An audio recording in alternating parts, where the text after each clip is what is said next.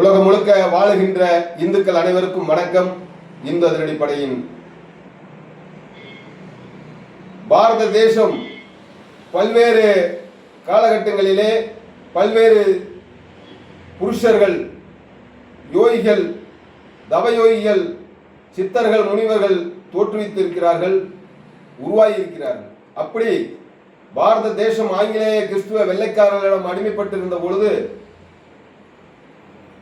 அந்த ஆங்கிலேயரை விரட்டுவதற்காக போராடிய போராளிகள் பல லட்சம் பேர். அதிலே முதன்மையானவர் சியாம் பிரசாத் முகர்ஜி அவர்கள். அவர் சுதந்திரம் அடைந்த பிறகு அமைந்த அமைச்சரவையிலே அமைச்சராக இருந்தவர். அந்த அமைச்சரவையிலே அமைச்சராக இருந்த பொழுதும் பிரதமராக இருந்த காங்கிரஸை சேர்ந்த நேரு அவர்களுடைய செயல்பாடு பிடிக்காமல், இந்த நாட்டு மக்களை பற்றி சிந்திக்காமல் சிறுபான்மை இனத்துக்காக பாகிஸ்தான் பயங்கரவாதிகளுக்கு ஆதரவாக செயல்பட்டார் என்பதற்காக காஷ்மீரில் ஒரு போராட்டத்தை முன்னெடுக்கிறார்.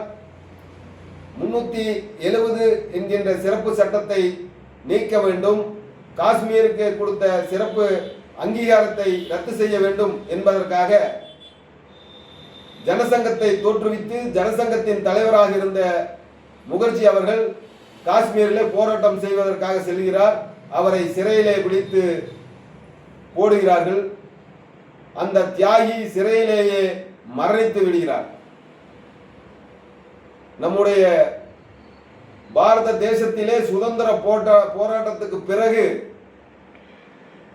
வெள்ளையனை விரட்டிய பிறகு, கொள்ளையர்கள் இந்த நாட்டை ஆண்டு கொண்டிருந்த காலகட்டத்திலே ஒரு மாபெரும் போராளியை இழந்து இந்த நாடு கண்ணீர் விட்டது.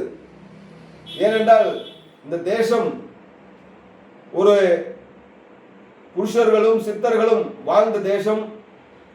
இந்த தேசத்திலே இந்துக்களுக்கு ஒரு சட்டம், இஸ்லாமியர்களுக்கு ஒரு சட்டம் என்று இருந்த காஷ்மீரிலே அந்த சிறப்பு சட்டத்தை அமுல்படுத்துவதற்காக போராடிய மாவீரன் சியாம் பிரசாத் முகர்ஜி அவர்களுடைய பிறந்த நாளிலே அவரை வணங்குகிறது இந்த அதிரடிப்படை. இன்று காஷ்மீர் அமைதியாக மாநிலமாக இருக்கிறது.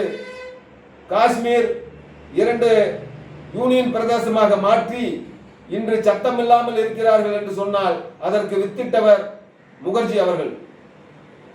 அன்று விதைத்த விதை இன்று ஆலமரமாக இருக்கிறது. ஆனால் அவர்களுடைய பிறந்த நாளிலே இந்த அதிரடிப்படை வணங்குகிறது, வாழ்த்துகிறது. அவர் பாதையிலே பயணிப்போம். வந்தே மாதரம்.